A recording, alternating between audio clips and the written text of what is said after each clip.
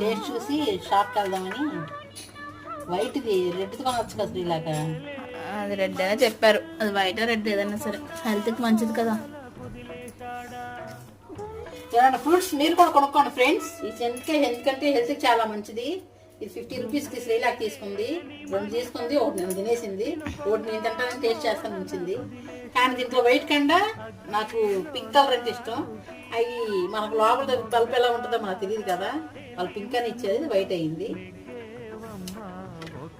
Easy friends, చూసారా ఇలా తొందరలో వచ్చేస్తుంది. కానీ నాకు దీనికన్నా ఇదే బాగునొచ్చింది.